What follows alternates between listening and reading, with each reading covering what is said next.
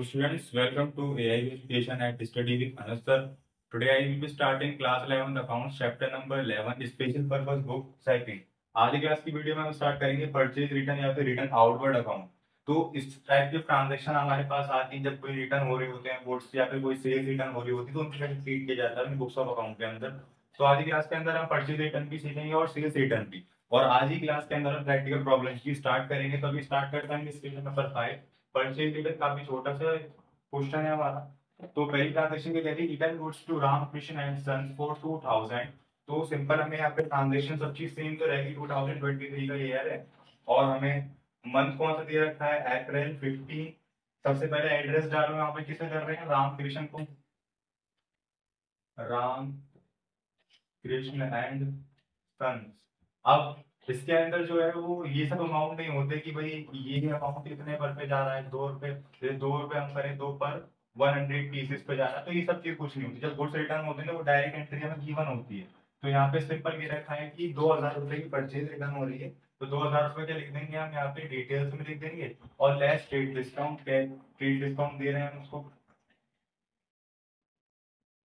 Trade discount at 10%। 2000 रुपए का 10% 200 रुपए का आ जाएगा।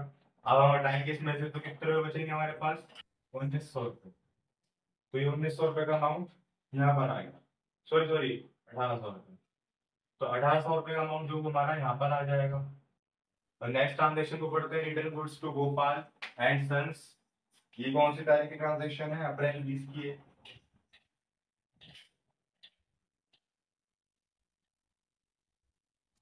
गोपाल एंड सन्स कितने रुपए कर रहे हैं, 5000 रुपए।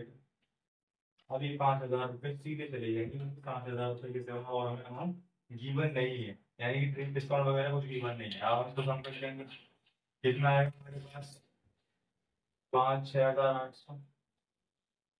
6800 ही क्या हो जाएगी हमारी परचेज रिटर्न हो जाएगी। ठीक है, यहाँ पे डाल दीजिए अप्रैल 30 को होगा हमारा amount final purchase return account created. तो यहाँ पे हमारा क्वेश्चन फिनिश होता है। ठीक है, नेक्स्ट क्वेश्चन में बढ़ते हैं सेल्स बुक वाले पे। तो स्टूडेंट्स एक क्वेश्चन स्टार्ट करते हैं सेल रिटर्न का, यानी रिटर्न इनवर्ट। जब हम कोई चीज सेल करते हैं और वो वापस आ जाती है हमारे पास तो रिटर्न इनवर्ट के नाम से जानी जाती है। इसकी ट्रांजेक्शन फर्स्ट गिवन है हमें, goods return by Ganga Prasad and co dot Delhi, 2 table fans at 100 each. 2 fans हैं और 1000 रुपए का एक है, उसके ट्रेड डिस्काउंट माइनस करना है 15% का। सबसे पहले इसकी डेट देख लेते हैं, डेट कब की दे रही थी, 2023 अप्रैल 6, अप्रैल 6। एड्रेस क्या है इसका, गंगा प्रसाद,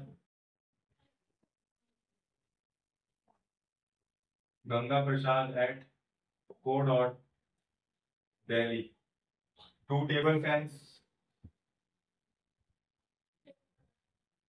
एट 100 ईच।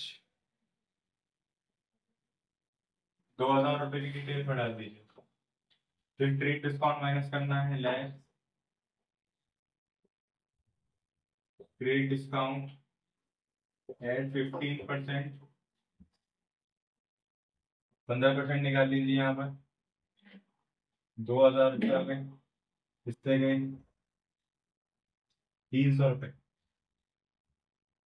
300 पे 15% डिस्काउंट आएगा, 2000 रुपये 300 रुपये घटाएंगे तो कितने बचेंगे, 1700 रुपये। ठीक है, 1700 रुपये का अमाउंट यहाँ पर आगे। नेक्स्ट ट्रांजेक्शन है हमारी, वो कौन सी तारीख की है, अप्रैल 12 की, अप्रैल 12। प्रभात इलेक्ट्रिकल्स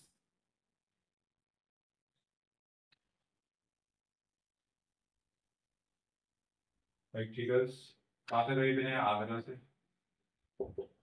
1 रूम कूलर, कुछ नहीं देखा तो एक ही माना, 4250। डिटेल्स में डाल दीजिए और ये अमाउंट का डाल दीजिए यहाँ पर 4250।